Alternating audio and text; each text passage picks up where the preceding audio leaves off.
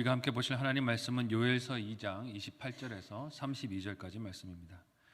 구약성경 1272페이지 전으로 있습니다. 요엘서 2장 28절에서 32절까지의 말씀을 저와 여러분이 한 목소리로 합독하시겠습니다. 그 후에 내가 내 영을 만민에게 부어주리니 너희 자녀들이 장래일을 말할 것이며 너희 늙은이들은 꿈을 꾸며 너희 젊은이는 이상을 볼 것이며 그때 내가 또 내 영을 남종과 여종에게 부어줄 것이며 내가 이적을 하늘과 땅에 베풀리니 곧 피와 불과 연기 기둥이라. 여호와의 크고 두려운 날이 이르기 전에 해가 어두워지고 달이 핏빛같이 변하려니와 누구든지 여호와의 이름을 부르는 자는 구원을 얻으리니 이는 나 여호와의 말대로 시온산과 예루살렘에서 피할 자가 있을 것이며 남은 자 중에 나 여호와의 부름을 받을 자가 있을 것임이니라. 옆에 계신 분과 서로 인사 나누겠습니다. 사랑하고 축복합니다. 함께 읽은 오늘 본문의 말씀을 가지고 온 세대를 향한 약속이라는 제목으로 말씀 나누도록 하겠습니다. 5월 가정의 달의 마지막 주일이기도 합니다. 오늘 3부 예배는 온 세대 예배로 드리게 될 것입니다. 교회 학교 자녀들 다 여기 와서 한자리에서 온 세대가 모여서 예배를 드릴 것이에요. 이렇게 모이는 기회가 흔하지 않아서 좀 아쉽기는 하지만 전체 교인들이 한자리에 모여서 하나님을 향해 찬양을 드리고 말씀을 또 듣고 또 하나님이 들려주시는 음성들에 귀를 기울일 때 하나님의 은혜가 임하여 주시기를 간절히 소원하고 기도합니다. 1부 예배 드리는 성도님들도 3부 예배를 위해서도 기도해 주시기를 바랍니다. 그래서 아이들이 또 좋은 경험을 갖고 예배를 어떻게 드리는가 하는 것을 교육받는 시간이 될 수 있도록 기도해 주시면 좋겠어요. 여러분, 이번 가정의 달 어떻게 보내셨습니까? 부부싸움 좀 덜 하셨어요? 혹시 더 많이 하지 않으셨습니까? 가정의 달에 부부의 관계 혹은 자녀와 부모의 관계, 형제와 가족들 사이에서 관계들이 어떠셨는지 모르겠습니다. 하나님께 받은 사랑이 흘러가야 하는 관계가 가족 관계인데 그것이 잘 적용되었는지 모르겠어요. 그렇게 하고 싶었지만 용기가 나지 않아서 여전히 마음에 풀리지 못한 장벽의 문제들이 있어서 또 어려움이 있어서 혹은 더 심한 갈등과 문제가 일어나서 마음이 다치고 장벽을 높게 쌓는 한 달이 되셨던 것은 아닙니까? 가정의 달이라고 불렀지만 이 한 달을 어떻게 우리가 가족 속에서 지나왔는가 한번 돌아보실 수 있으면 좋겠어요. 요즘 우리가 사는 시대는 먹을 것이나 입을 것 혹은 쓸 것들은 필요에 넘치도록 풍성한 것 같습니다. 하나님의 축복인 줄로 믿습니다. 하나님이 이렇게 풍성하게 부어주셨어요. 우리나라의 역사를 생각해봐도 이만큼 먹고 입고 쓸 것들이 넘쳐나는 것은 하나님의 은혜 아니면 해석이 안 된다는 생각이 듭니다. 왜냐하면 1950년 전쟁 이후에 온 세계에서 가장 가난하고 열악한 환경에 처했었던 곳이 우리나라였기 때문에 그렇습니다. 사진 하나 보실게요. 1950년대 남대문의 주변 상황이 이런 모습이었습니다. 그야말로 폐허였어요. 남아있는 것이 없고 건물들도 다 무너져 있고 사람들이 먹고 사는 것 자체가 힘든 시대가 그때였습니다. 하나님께서 복을 주셔서 이렇게 먹을 것이 넘치고 때마다 새로운 물건들이 쏟아져 나오고 살기 좋은 환경이 주어졌습니다. 똑같은 장소에 오늘날 모습을 한번 보실게요. 이렇습니다. 상상이 되십니까? 그 전에 폐허였다라는 것이 상상이 되지 않는 하나님의 복이 주어졌습니다. 하지만 물질적인 풍요가 인간의 깊은 결핍을 채우지 못한다는 것을 우리에게 보여줍니다. 하나님이 이렇게 복을 주셨어도 인간은 물질로만 된 존재가 아니기 때문에 영적인 존재이기 때문에 갈급함과 목마름이 있습니다. 그렇다면 사람에게 이 영적 필요, 갈급함이 대상이 무엇일까요? 하나님의 영이신 성령이신 줄로 믿습니다. 성령 하나님이 채워져야 마음의 갈급함이 채워지는 것이죠. 성령님이 아니면 우리는 삶의 이유와 목적 그리고 그 핵심이 되시는 예수 그리스도를 알 수도 없고 믿을 수도 없고 전할 수도 없습니다. 이렇게 예수 그리스도에 대한 목마름과 갈급함은 성령님께서 그 사람 위에 부어지고 함께하지 않으시면 느낄 수 없는 갈급함이고 목마름입니다. 그래서 하나님은 선지자 요엘 시대에 기근으로 힘든 세상에 필요한 먹을 것과 쓸 것을 약속하시고 수확을 위한 비를 약속하기도 하셨지만 진정 필요를 느끼게 할 성령님을 약속하여 너희에게 갈 것이다 라고 말씀하셨습니다. 오늘 말씀 앞에 모인 우리들에게도 그 약속하신 성령님이 함께 하시기를 간절히 소원하고 축복합니다. 약속하신 성령님께서 온 세대 위에 임하시어 행하실 일이 어떤 것이라고 오늘 본문이 우리에게 약속하십니까? 첫 번째로는 하나님의 나라를 보게 하실 것이라고 약속하십니다. 오늘 본문의 28절에서 29절까지의 말씀을 하이라이트된 부분을 주의하면서 같이 한 목소리로 읽어보도록 하겠습니다. 같이 읽습니다. 시작. 그 후에 내가 내 영을 만민에게 부어주리니 너희 자녀들이 장래일을 말할 것이며 너희 늙은이는 꿈을 꾸며 너희 젊은이는 이상을 볼 것이며 그때 내가 또 내 영을 남종과 여종에게 부어줄 것이며. 아멘. 28절의 첫 부분이자 시간을 일컫는 말인 그 후라는 것은 하나님께서 기근으로 먹을 것이 없었던 유다 땅에 이른 비와 늦은 비로 필요를 공급하여 주신 때를 뜻합니다. 하나님께서 그들에게 먹을 것을, 필요한 것을 공급하신 그 이후에 라는 말이에요. 육신의 생명을 위해 음식이 필요하겠지만 하나님은 하나님의 백성에게 있어야 할 것이 몸의 양식만이 아니라 구원이라는 것을 아시기 때문에 영적 목마름을 아시고 성령을 보내시겠다고 약속하십니다. 인간에게는 영적 갈급함, 목마름이 있기 때문이죠. 이런 갈급함을 하나님께서 아시기에 내 영을 너희에게 부어줄 것이다 라고 하십니다. 성령님을 뜻하시는 것이죠. 왜 성령님을 부어주신다 하는 것일까요? 인간의 영적 갈급함은 결국 성령님에 대한 갈급함이기 때문에 그렇습니다. 그 성령님께서 우리 위에 부어져야 그의 도우심으로 인해 혼란한 이 땅에서 하나님의 나라를 볼 수 있기 때문입니다. 지난 성령 강림주일에 함께 살폈던 로마서 8장의 말씀과 같이 마땅히 기도할 것을 알지 못하는 우리를 위하여 성령 하나님이 오셔서 친히 그 백성을 위하여 간구하시고 필요한 것을 얻게 하시는 하나님의 사랑과 은혜를 성령님의 도움으로 얻을 수 있기 때문에 그렇습니다.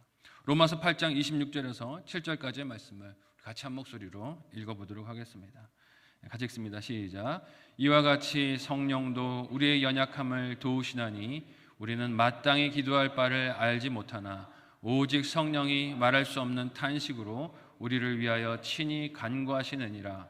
마음을 살피시는 이가 성령의 생각을 아시나니 이는 성령이 하나님의 뜻대로 성도를 위하여 간구하심이니라. 아멘.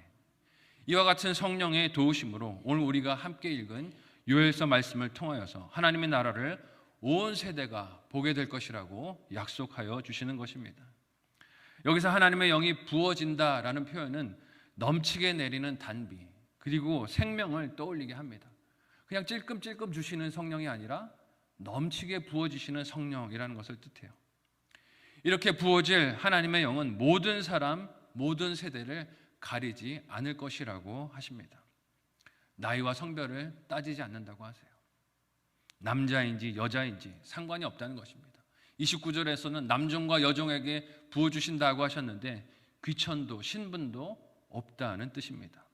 모든 이들에게 임하여 하나님의 일을 감당할 수 있게 하셨다는 그 약속인 것입니다. 그 하나님의 일이 무엇이겠습니까? 예수 그리스도를 밝히 증거하는 일인 줄로 믿습니다. 오늘 일부 찬양대가 너무 귀한 찬양을 들려주셨는데 전하라 찬양하셨잖아요. 그 일을 성령 하나님의 도우심으로 감당하게 된다는 것입니다. 그리고 성령 하나님께서 예수님이 약속하신 대로 부활 승천하신 후에 임하시자 오늘 말씀이 초대교회 속에서 이루어진 것을 사도행전 말씀이 우리에게 증거합니다. 사도행전 2장 7절에서 11절까지의 말씀을 하이라이트된 부분을 주의하면서 같이 한 목소리로 읽어보도록 하겠습니다. 같이 읽습니다. 시작.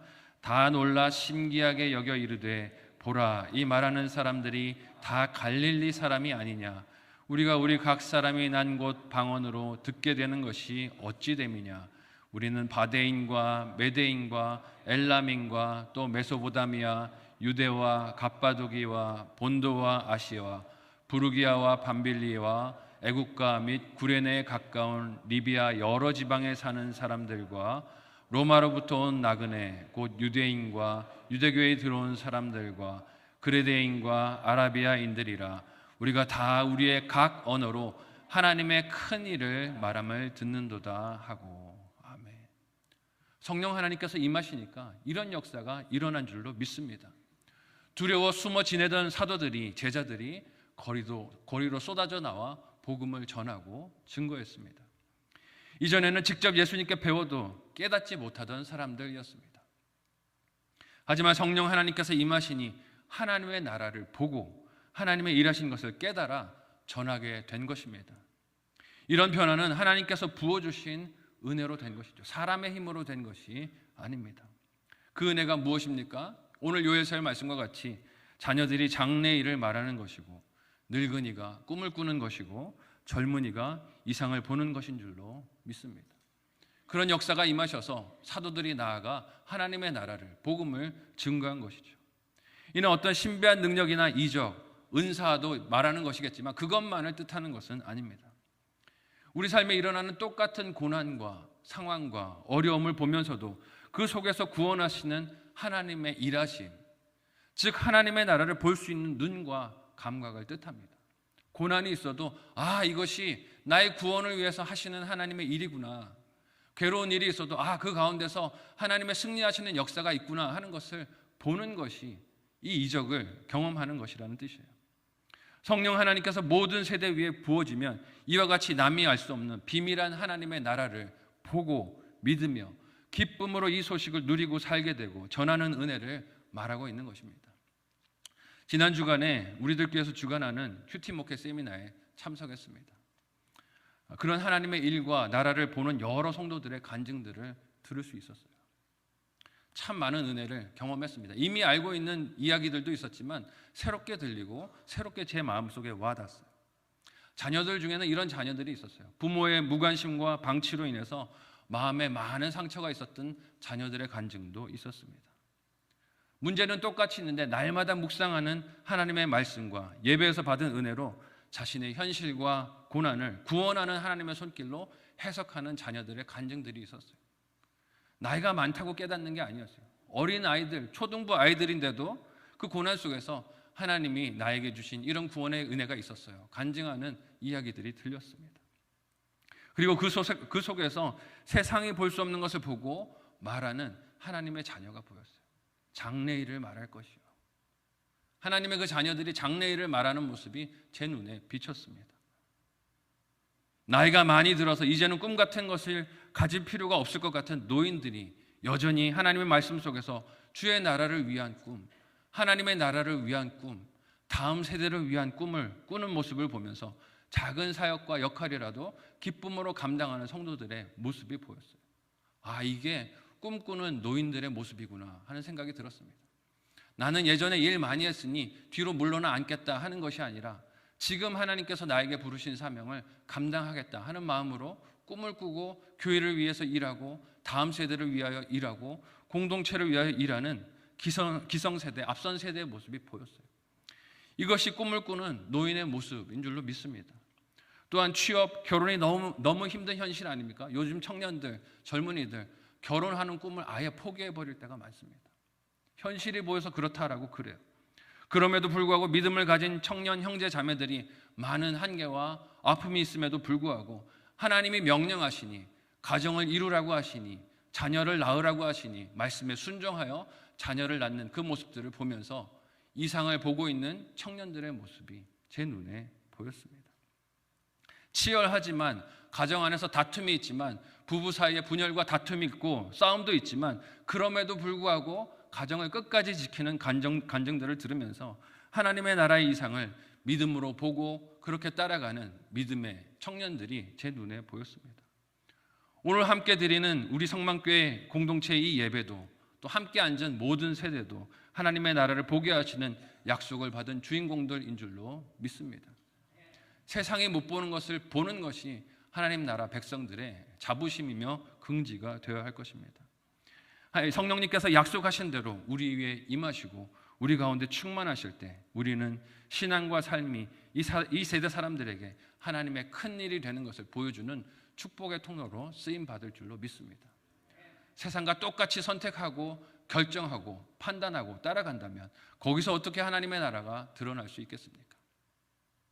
똑같은 문제를 만나도 똑같은 고난과 괴로움의 앞에 우리가 닥치게 된다 할지라도 거기서 하나님의 나라를 보고 선택하고 결정하는 결단과 변화들이, 적용들이 저와 여러분에게 함께 하시기를 예수님의 이름으로 간절히 소원하고 축복합니다. 그때 우리가 하나님 기뻐하시는 복의 통로로 하나님 나라를 보여주는 귀한 창문으로 쓰임받게 될 줄로 믿습니다. 한번 생각하고 적용해 보시기를 바랍니다. 첫 번째 묵상 적용 질문을 드립니다. 첫 번째는요, 성령 충만을 사모하십니까? 성령 충만을 사모하십니까? 언제 어떻게 이를 위해 기도하고 계십니까? 언제 어떻게 이를 위해서 기도하고 계십니까? 두 번째, 고난과 어려움 속에서도 하나님의 나라를 보고 계십니까? 고난과 어려움 속에서도 하나님의 나라를 보고 있습니까? 그 안에 기쁨이 있으십니까? 생각해 보시면 좋겠어요. 세상과 똑같은 것을 슬퍼하고 괴로워하고 낙심하고 넘어진다면 세상은 우리가 보는 하나님의 나라를 결코 볼 수 있는 기회가 없을 것입니다. 두 번째로 참된 피난처를 보고 피하게 하시는 성령 하나님의 은혜가 있습니다. 함께 오늘 본문 30절에서 32절까지의 말씀을 하이라이트 된 부분을 주의하면서 한 목소리로 읽어보도록 하겠습니다. 같이 읽습니다. 시작. 내가 이적을 하늘과 땅에 베풀리니 곧 피와 불과 연기 기둥이라. 여호와의 크고 두려운 날이 이르기 전에 해가 어두워지고 달이 핏빛같이 변하려니와 누구든지 여호와의 이름을 부르는 자는 구원을 얻으리니 이는 나 여호와의 말대로 시온 산과 예루살렘에서 피할 자가 있을 것이며 남은 자 중에 나 여호와의 부름을 받을 자가 있을 것임이니라. 아멘. 하나님이 보여주시는 이상과 비전을 보고 살아도 현실에서 만나는 고난과 어려움이 없지 않습니다. 하나님이 비전을 보여주셔도 우리 현실에는 고난과 괴로움의 문제가 있어요.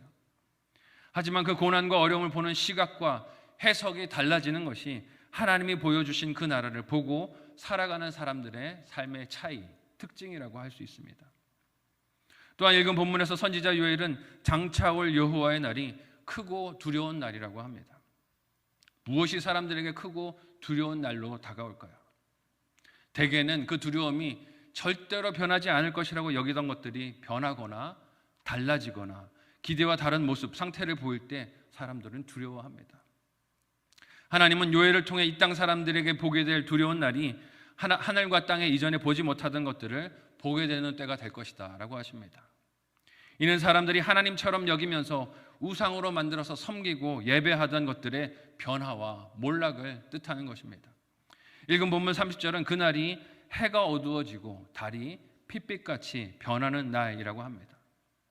밝아야 할 해가 세상을 비추지 못하고 밝은 빛이어야 할 달이 핏빛으로 변하여 눈에 들어오게 되면 얼마나 우리가 두렵고 떨리겠습니까?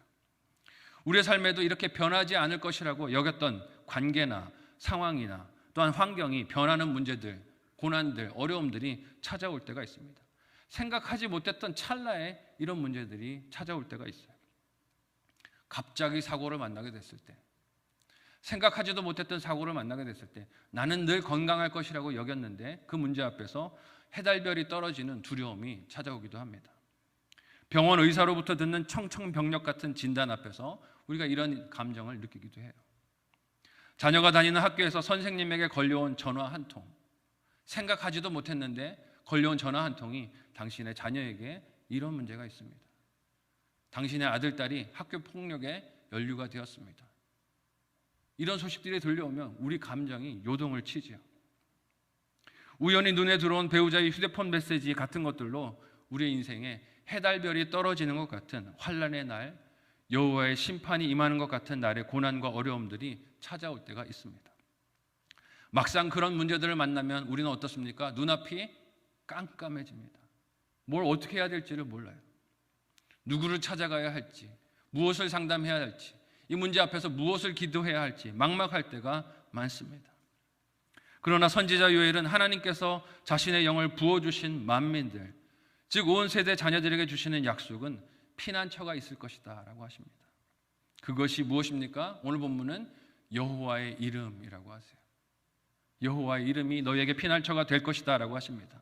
그렇게 납득할 수도 예측할 수도 없는 고난과 어려움에서 하나님은 여호와의 이름을 부르는 자는 구원을 얻을 것이다 라고 약속을 하세요. 이 약속은 사도행전에서 베드로의 설교를 통해 예수 그리스도를 증거하며 전도하는 근거 구절로 인용이 되기도 했습니다. 사도행전 2장 19절에서 24절까지의 말씀을 좀 길지만 우리 같이 한 목소리로 읽어보도록 하겠습니다. 같이 읽습니다. 시작. 또 내가 위로 하늘에서는 기사를 아래로 땅에서는 징조를 베풀리니 곧 피와 불과 연기로다. 주의 크고 영화로운 날이 이르기 전에 해가 변하여 어두워지고 달이 변하여 피가 되리라. 누구든지 주의 이름을 부르는 자는 구원을 받으리라 하였느니라. 이스라엘 사람들아 이 말을 들으라. 너희도 아는 바와 같이 하나님께서 나사렛 예수로 큰 권능과 기사와 표적을 너희 가운데서 베푸사 너희 앞에서 그를 증언하셨느니라. 그가 하나님께서 정하신 뜻과 미리 아신 대로 내준 바 되셨거늘 너희가 법 없는 자들의 손을 빌려 못 박아 죽였으니 하나님께서 그를 사망의 고통에서 풀어 살리셨으니 이는 그가 사망에 매어 있을 수 없었음이라. 아멘. 베드로가 오늘 본문 요엘서를 인용해서 예수 그리스도를 증언하는 하나님의 말씀으로 선포하여 증거했습니다. 환난 날에 불러야 할 이름이 예수 그리스도가 됨을 베드로가 이렇게 증거해서 확신 가운데 전했어요. 아무리 오늘 내 삶의 현장에서 해와 달과 별이 다 떨어지는 것 같은 사건과 고난과 괴로움의 문제가 찾아와도 그것이 그리스도 예수께로 나의 삶을 피하게 하시고 그 보호 속에 있게 하시려는 하나님의 부르심이라는 것을 분별하라는 것입니다. 저와 여러분이 환난을 만났을 때 예수 그리스도께로 피하는 지혜로운 인생이 되시기를 간절히 소원하고 축복합니다. 세상 어디에도 피난처는 안전지대는 없습니다. 이스라엘 역사 속에는 이처럼 여호와께서 피난처와 산성이 되어주신 많은 사건들이 있었습니다. 그 중에 출애굽 당시 마지막 재앙의 장면은 가장 분명하게 하나님의 이런 은혜를 보여준다 말할 수 있어요. 애굽 땅에 하나님께서 마지막 재앙을 내리셨을 때 그 땅의 모든 처음 태어난 것들은 다 죽음을 맞이해야 했습니다. 부모들의 심정이 어땠을까요? 자신들의 처음 난 자녀들이 다 죽을 때 그야말로 해달별이 떨어지는 사건이었을 것입니다. 그 크고 두려운 날에 하나님의 백성들은 여호와의 이름 외에 다른 피할 곳이 없었습니다. 오직 하나님의 이름으로 하나님의 말씀하신 것을 순종하는 자리로 피해야 모든 첫 생명들이 죽임을 당하는 재앙에서 구원을 받을 수 있었어요. 출애굽기 12장 12절에서 14절까지 말씀입니다. 우리 같이 한 목소리로 읽어보도록 하겠습니다. 같이 읽습니다. 시작. 내가 그 밤에 애굽 땅에 두루 다니며 사람이나 짐승을 막론하고 애굽 땅에 있는 모든 처음 난 것을 다 치고 애굽의 모든 신을 내가 심판하리라. 나는 여호와라. 내가 애굽 땅을 칠 때에 그 피가 너희가 사는 집에 있어서 너희를 위하여 표적이 될지라. 내가 피를 볼 때에 너희를 넘어가리니 재앙이 너희에게 내려 멸하지 아니하리라. 너희는 이 날을 기념하여 여호와의 절기를 삼아 영원한 규례로 대대로 지킬지니라. 아멘. 하나님께서 택하신 이스라엘 백성의 피할 피난처가 되심을 보여주신 줄로 믿습니다. 내가 너희의 피난처다 하는 것을 이 출애굽 장면에서 보여주셨어요. 그리고 이를 믿는 하나님의 자녀들은 죽지 않았습니다. 그 믿음의 증거가 무엇입니까? 들은 말씀에 순종하여 어린 양의 피를 그들의 집 문설주에 임방에 바르는 것이었어요. 오늘 우리의 삶에도 각자에게 크고 두려운 날로 보이는 문제들이 있습니다. 그래서 사람의 눈에 피난처 혹은 요새와 같아 보이는 것들로 피하라고 재촉하는 충고들이 세상에서 쏟아지는 것을 봅니다. 노후에 대한 걱정이 있으십니까? 제가 여러분에게 이야기하는 연금에 들으십시오. 그러면 노후 보장해 드릴 수 있습니다. 얼마나 이런 뉴스들이 많이 있습니까? 염려에 사로잡혀 있는 이들에게 자녀를 잘 키우십시오. 그래서 좋은 대학에 보내시고 좋은 직장에 보내십시오. 그럼 그 자녀들이 부모들의 노후를 책임져 줄 것입니다. 꿈도 꾸지 마세요. 그러지 않을 것입니다. 기댈 바가 되지 못합니다. 건강염려증에 사로잡힌 이들에게 식생활이나 운동에 대한 팁을 주는 각종 정보들이 마치 피할 피난처처럼 보이기도 합니다. 그런다고 안 죽습니까? 그러지 않습니다. 오직 참된 피난처는 여호와 하나님뿐인 줄로 믿습니다. 그 하나님께만 피하도록 우리의 삶에 고난과 문제가 찾아옵니다. 오늘 말씀에서 하나님께서 약속하신 것처럼 그 자녀들은 여호와 하나님의 이름을 불러 구원을 받고 남은 자가 되어 잃어버린 다른 자들을 주님 품으로 인도하는 일로 쓰임받는 줄로 믿습니다. 똑같은 고난과 문제가 있어도 우리는 예수 그리스도의 이름 가운데로 피하고 그 피하는 삶이 무엇인지를 세상에 보여야 할 사명이 있습니다. 제 인생도 돌아보면 그런 고난과 어려움 속에서 하나님의 이름을 부르도록 인도해 주셨고 하나님을 믿는 자녀로 고난을 지내게 하신 은혜가 항상 함께 하셨음을 돌아보게 됩니다. 젊은 날에 아버지께서 소천하신 그 사건 속에서도 하나님의 부르심이 있었음을 봅니다. 오랜 기간 동안 자녀가 없었던 고난 속에서도 하나님이 인내하시고 불러주셨던, 하나님께서 피난처가 되어주셨던 부르심의 사랑의 초청이 있었던 것을 기억하고 돌아보게 됩니다. 그런 은혜로 오늘 이 자리에 제가 있음을 깨닫습니다. 만민에게 부어주기로 약속하신 성령님께서 오늘 우리 예배 가운데서도 함께 하시며 피난처가 되시는 하나님을 보여주시는 은혜 주시기를 간절히 소원하고 축복합니다.